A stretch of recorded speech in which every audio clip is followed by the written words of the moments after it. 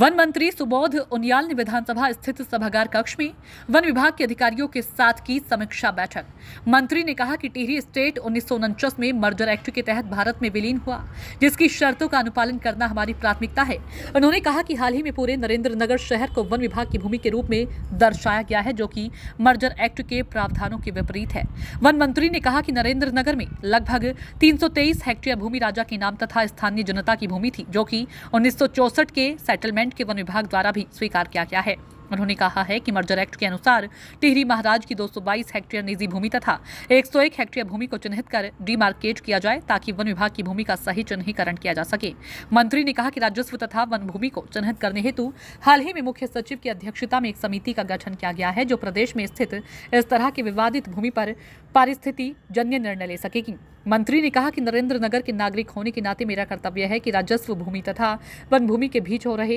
विवाद का निस्तारण प्राथमिकता के आधार पर सुनिश्चित किया जा सके, जिसके लिए अधिकारियों को 40 दिनों के अंदर भूमि को चिन्हित करने हेतु निर्देशित किया गया है। टिहरी एस्टेट 1949 में भारत में विलीन हुई और मर्जर एक्ट में जो शर्तें थी, उन शर्तों का अनुपालन करना वो बाइंडिंग है। क्योंकि उन्हीं शर्तों पर भारत सरकार ने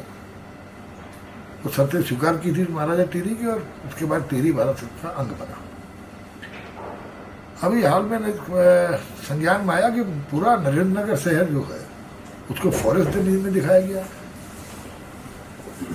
जबकि मर्जर एग्रीमेंट में बहुत स्पष्ट है कि तकरीबन 323 हेक्टेयर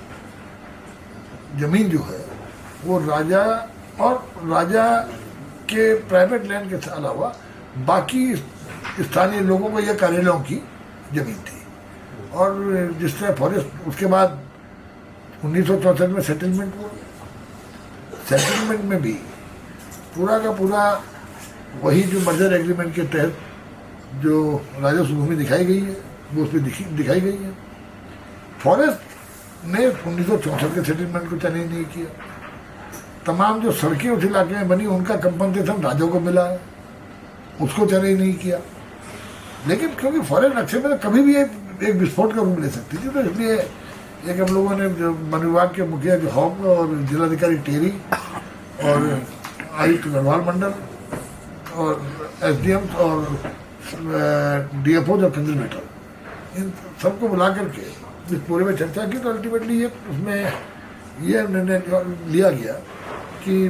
जो 222 हेक्टेयर जो कि मर्जर एक्ट में बहुत स्पष्ट तौर पर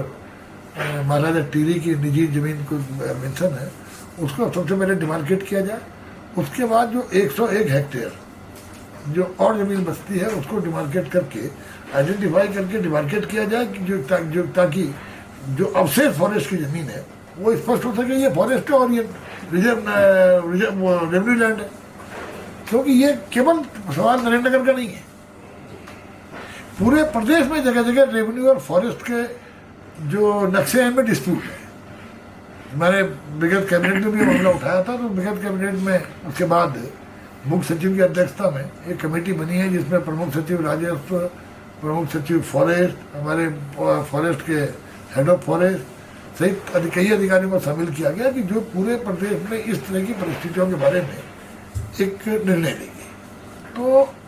क्योंकि टिहरी स्टेट का मामला डिफरेंट था, क्योंकि टिहरी स्टेट और मैं नरेंद्रनगर का नागरिक हूँ,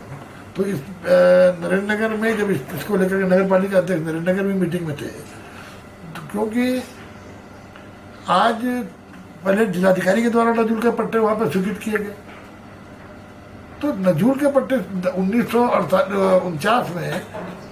टिहरी स्टेट के मर्जर के बाद लगातार जिलाधिकारी के द्वारा वहाँ पर नजूल के पट्टे स्वीकृत किए गए। वो लैंड फॉरेस्ट कैसे हो गई,